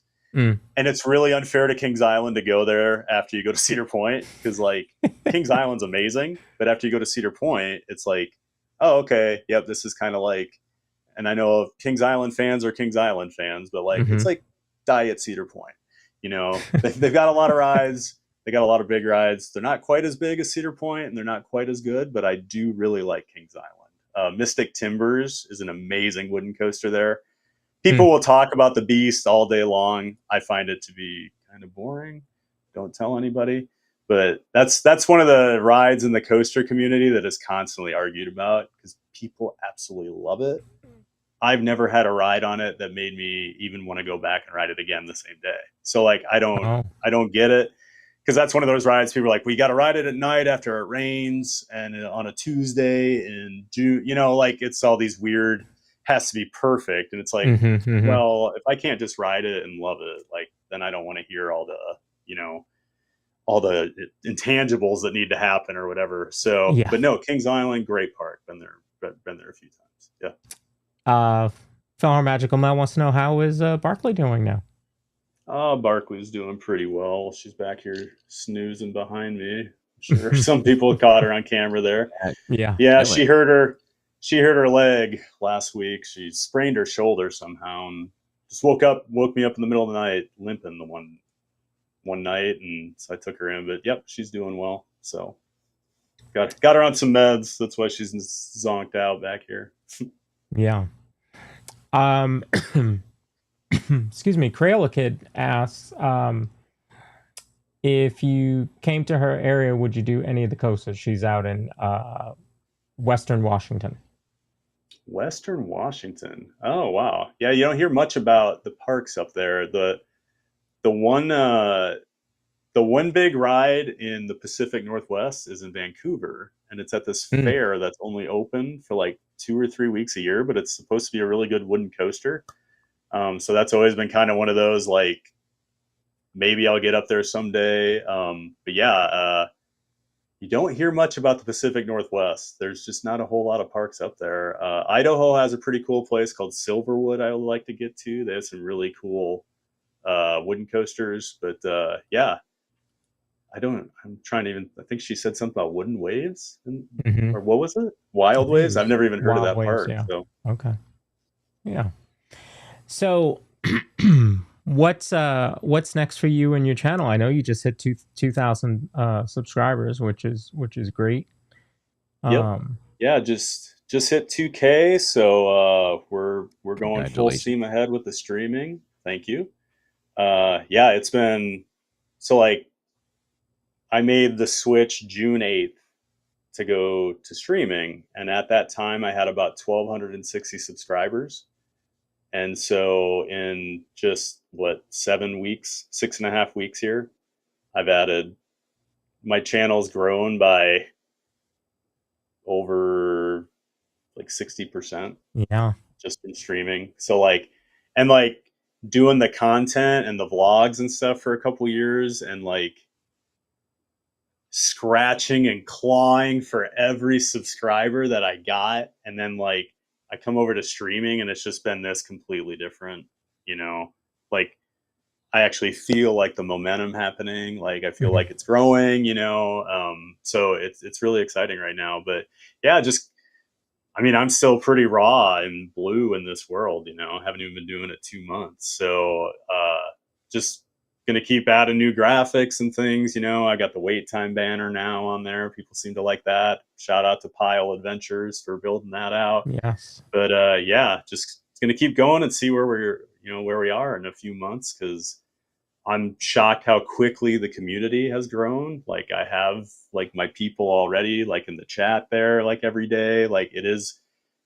that I always thought it sounded kind of cheesy when I'd hear streamers talk about, like, oh, this is like, they're my friends, they're my family, and like, you do get excited when you see like someone's name in the chat, like, oh, they're here, cool, Yeah. like, or like, I just always kind of crack up. People are like, oh, I'm so sorry I'm late, and it's like, oh, I'm just glad you're here, or so like, it's been really cool. Like the streamer community has been amazing. Like I said, Pete's community brought me in, like, and then just being part of the streamer network, like getting to meet all the other streamers. And then, now I go watch all these streamers, if I'm at home, I always have somebody on while I'm working on stuff. I'm hopping in and out of the chat. I'm getting to know people in their communities. Well, then they come over and watch my stream, during the day or whatever.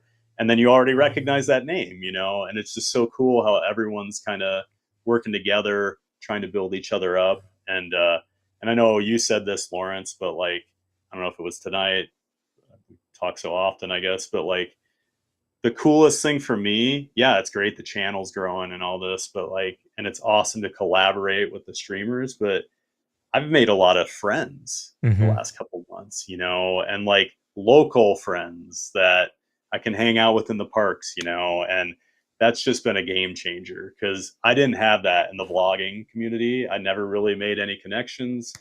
Didn't seem like people wanted to share or like collaborate there as much, where like here it was like you threw it out there and look how many channels are on the network now. And like that Discord is so active now, like where we're all trading ideas and working with each other. It was slow in the early going, but you can see it now where like ideas are really starting to pop up, and like we're helping each other out. So it's been awesome. Yeah. Well, good. You're a big part of the community and the network, so we are definitely glad to have you. And Thad normally is streaming at 9 o'clock in the morning. What's your favorite park to stream at? I love Epcot. I mean, Epcot's my favorite park. Outside of like Tokyo Disney Sea, Epcot is like, well, I still would say Epcot's probably my favorite over Disney Sea. It's just Disney Sea is the best park I've ever been to. But I've always loved Epcot from even as a kid in the 80s. The edutainment, I loved it. Am I in love with everything they've done the last few years? No, but like we also have a home run with Guardians. I'll ride Living with the Land every time I'm over there. Like that's my Epcot people mover. I always joke, but like I love Epcot. Like I was talking about Epic, I can go to Epcot and not ride a thing and have a great time. Like it's just, to me, it's like almost like my city park. Like I can go there and just walk around and have a good time, but yeah, just love to stream it too. I'm actually excited. I'm going to Epcot tomorrow, and it's been over a week since I've been to Epcot. Now I was thinking tonight driving home, I'm like, I'm excited to go to Epcot tomorrow. Like it's literally only been 7 days since I've been there, but I'm like, I missed Epcot. So being a local and being a streamer is such a weird life, isn't it? Where like Corey, like you get it. Like if you don't go to the parks for a couple weeks, you're just like, oh man, what's going on? Like I didn't go to the parks for 3 weeks in May, and I was losing my mind. I couldn't stand see, it. I've never done that unless I was away, and not away that I was that so long. busy. But, yeah. But for me, it's Wednesday to Saturdays usually, and I can't wait for the next time. Like I try to tell our viewers, okay, it's midnight now, and we're leaving Magic Kingdom. I'm a little bit sad. I'm sad. I am not going to be back here for 3 or 4 days or whatever. And it's all relative, right? We understand that a lot of people that watch will never come, or certain people have a countdown, and it might be 300 days, it might be 100 days. So it's all relative to what we get to go. But for us, that's our thing. It's like we love it too, and we know we can come again, but I can't come for 3 more days, and it's like it bums me out a little bit.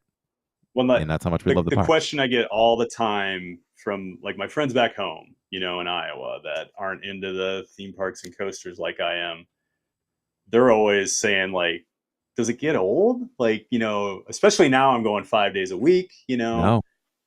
And it's like the day I walk into Epcot and I don't smile, like I'm done, and that hasn't happened. Like I'm never going to walk under that train station and onto Main Street and not have the biggest smile on my face. Like, how can you not love that, And even Animal Kingdom, like walking into any of these parks, it's just like, it just makes me happy. Even Universal, even going to SeaWorld for a day, I'm excited, I just love theme parks. So it never gets old for me. Yeah, I mean, we spend most of our time as streamers behind the camera, and they can't see our face, but I'm smiling ear to ear most of the time when I'm walking around talking to them. Like I'm seeing things for the first time, I really do. And that's the thing, even if you're not on screen, like if you really weren't into it, people would know. They can tell. They would know. Right? Yeah. So like you can't fake it with streaming. I think that's what I love about it, because I felt like I was faking it when I do vlogs. Like you have to be this way too big of a character, because you're hey there, I'm and like I never felt comfortable doing that, even though I am a big personality and I am loud and whatever, but like you kind of have to get that out of me, where the streaming, I'm just so much more comfortable. Like, because, like, yeah, I feel like I'm a pretty good hang at a theme park. Like, I'm gonna have a good time with you, and like, you know, Lawrence is in my streams a lot. Like, I think it's like people are interested because I don't just talk Disney. You know, I've been to a lot of places, and like I can talk about all these different coasters, and like when the Liberty Bell was still open and I'd ride by the Big Thunder, I'd sit there and explain like, oh, here's what they're doing right now in the construction process, like envelope clearance testing and all these things. And like people were just like fascinated by it. Like they didn't understand that all this went into it.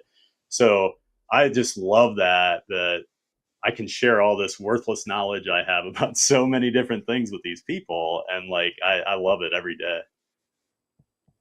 So let's cover a little bit of news because there was some news that dropped today and yesterday. And so I want to cover that real quickly. Okay. If you are a Disney Plus subscriber, which I would bet a good majority of our viewers are, make sure that you sign up for the Disney Plus Perks plan, program. This was rolled out, if you remember, you used to buy DVDs. I can't remember what it was called, but there was some sort of movie program and you would get points for it. So that's now gone away because who buys DVDs? And they've rolled out Disney Plus Perks. Okay, so let's talk about the biggest perk that they've rolled out. So here's a few of them. One, a chance to win a trip to Disneyland. But look at the middle one there. Complimentary D23 Gold membership.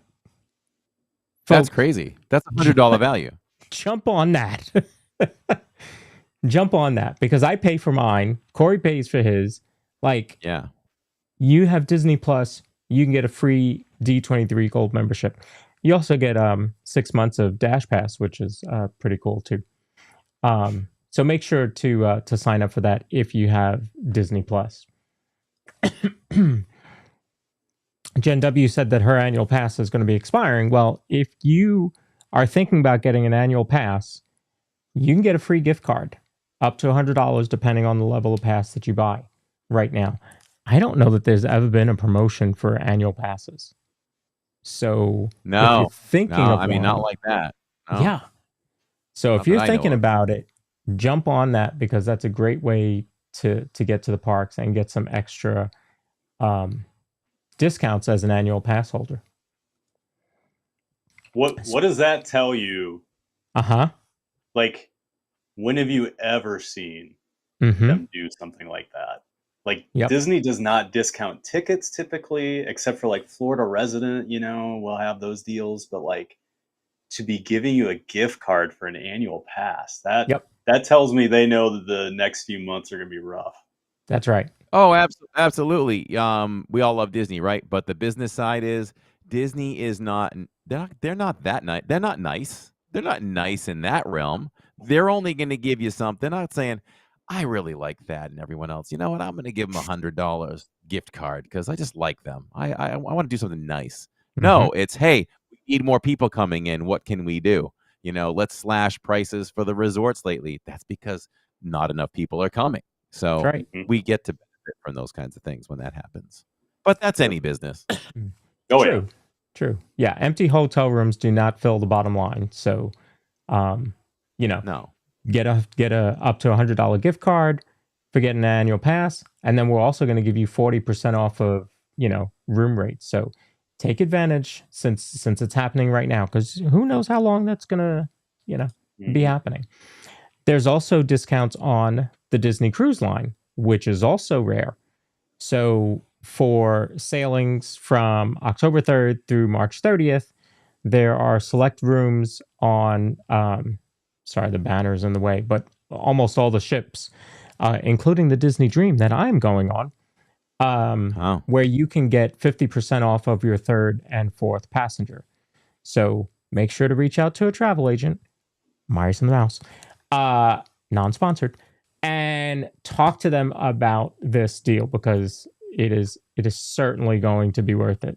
I mean, Could you imagine had you know, Corey, when you went getting 50% off for Jacob and Jillian? No, no. I knew something was dropping for DCL coming up soon. I didn't know the details, but apparently this is the one. Someone had told me a month and a half ago. But I was hoping it was going to apply to us, but it's not going to apply to us or you. I mean, it's just before your window and it's well after ours. It's actually during our window. It's during our window, but What? I don't think that our is it? yeah, we're going the 25th of October. Why wouldn't it work for you? It sounds like it fits right there. It does. I don't believe the room type that we got is. Oh, is it depends included. on room type? Yeah, it's a Depends on specific room room type. Yep. So we have to find out. But I don't think so. But I'll be calling Ivone. So the cruise discount is for the third and fourth person staying in the same stateroom and guest 1 and 2. Right. So yeah, you're putting 4 people in one room. Catherine says she needs to add a third and fourth passenger. I'm raising my hand. And I'll take that discount, please.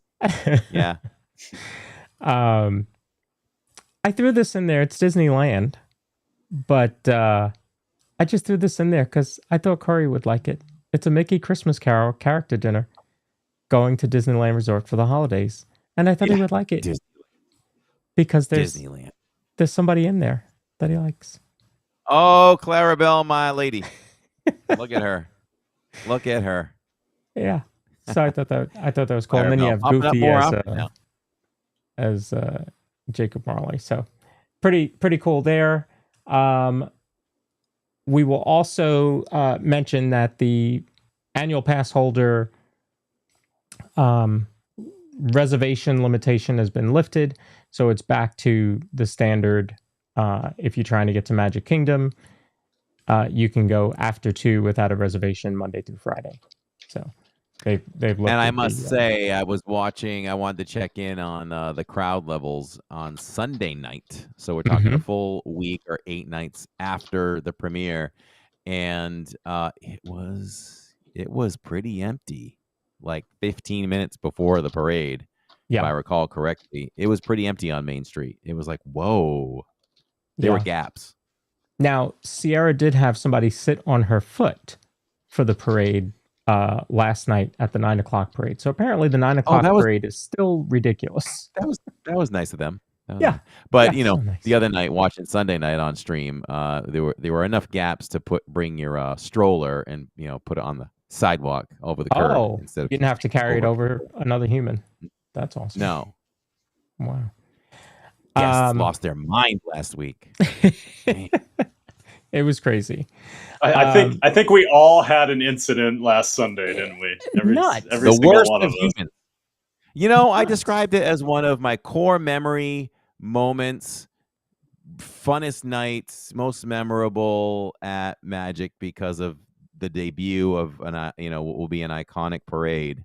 But it was also my single worst time I've ever had at Magic Kingdom for a little microcosm of time based on guest behavior. So I always try to stand in the back because I'm gigantic, right? I understand that. I know where I'm at. I'm at Disney World. I would rather kids are ahead of me, So I stand in the back. Plus, then I can hold my camera up and not bother anybody. So John and I had these spots. Well, you saw where we were, Corey. We were pretty close to you guys that night. And we were standing in the back on the square there, last row. So we weren't bothering anyone. For an hour and a half, we held that spot. And 2 seconds before the first float comes out, a guy lifts his daughter up on his shoulders right in my camera, which, fine. I'll raise my camera up, try to keep the kid. I don't want the kid in my shot anyway. The parade ends and the mom comes up to me and she's like, "Are you still streaming?" And I'm like, "Yeah." And she's like, "Oh, I'll wait till you're done." And I'm like, "Well, I'm not going to be done, And she's like, "Well, next time you want to stream my little daughter, you need to ask my permission." And I was just like, okay. I wanted to say so many things, but it was just like, nothing good's going to come from this. I'm just going to just say, okay, and walk the other way. But it was like, you put her there. You knew we had the cameras. Like, we're trying to be polite, and then you want to yell at me, like, because that's my number one worry. I never want to upset a guest or like a cast member. So, like, yeah, Sunday night was it was a stark reminder of why I go to the parks at 9 a.m. and I'm not in the parks at night. Like, I'm just not a night guy, and that's part of it. Just the crowds for the parade and the fireworks. I don't handle it well. And you did the absolute right thing. You did the absolute right thing. You know. Yep. There was a quick incident. I'll say a quick incident one time that a guy, was certainly gesturing that he wasn't happy about being on camera while we were in the queue, and my daughter Jill quickly reminded him, please review your theme park ticket because it says that you may be filmed. Yep. Yeah. Well, and then like of all the nights for this woman to yell at me about having a camera, there's 50,000 people in the park and 49,000 of them have cameras out. Mm-hmm. Like, yeah, I mean, it was like media, right? And then you just want to say, like, let me see your phone. Can I go through your pictures and videos for the day? Do you have any strangers in any of these? Like, did you get their permission? Absolutely no, you didn't. You're not special. Or do you know that your daughter is in like 3,000 photos today? Did you know that? Right. Exactly. Well, and plus, it's a nighttime parade. I had a silhouette of her. So, like, I mean, we're freaking out over nothing here. Yeah. I love people. Luckily, I don't have many interactions like that when I'm streaming. But, man, that one got to me. So for the next couple weeks, we're also going to have two parades. It's official. It will be at 9 and 11 through the 14th is the only announced time. So we'll see what happens after or from the 15th on. Of course, it's not going to run on any of the party nights, but we've also heard that Happily Ever After is moving to like 9:30 and that the park is closing at 10. So if that happens, then what happens with the two parades? So still waiting to see what happens after the 14th of August. And I would say I hope it doesn't go to one parade because it will not calm down on Main Street for us. It's too early for me. It's going to be Phantasmic. It's going to be a Phantasmic with one show. Yeah. I think this needs to continue to be two parades for at least through Labor Day. At a bare minimum, I would say through Labor Day. I'd argue through the new year. Yeah. Like, because even September, October, it's still new enough, I feel like. I think so. And then you get into the holidays. Yeah. Yeah. Wow. Yeah. So we'll see more to come on that. We're not going to go too detailed on this, but there are two new events happening during the Halloween party, which is crazy because when was the last time we had something new during a Halloween party? So we have two new things during the Halloween party. We'll talk about that next week. We're going to do we'll talk all about Mickey's Not So Scary. And then here's kind of a quick look at the merch and the food, but we're going to do a whole detailed show on that. Sounds great. Look at the back of that Spirit jersey. I can't wait to Lawrence for the LID edition of Spirit jerseys to hit parks next year. Wouldn't that be something? It's going to be amazing. Wouldn't that be amazing? Yeah, it should happen. For anybody that doesn't know, we ran into one of the top designers of Spirit jerseys in Walt Disney World, and we had a talk. And she wanted to know our thoughts on it. And I told her our exact thoughts. I said, we're from Florida. We love Spirit jerseys. Floridians would buy more Spirit jerseys if they were of T-shirt material. And I said, we love the backing across the shoulders, the big letters. She goes, oh, you like that? Okay. She said, taking this back to corporate because this is an idea. And I said, okay, we'll buy them. I gave her the channel. I gave her my contact. So I asked her to contact me if that goes through, but we'll see if she does. But if we see it in the store, Lawrence, and I'm live, I'm gonna scream. I'm gonna be like, "Oh, there it is! There it is! The long sleeve, light." And I said, "You can go short sleeve too with that."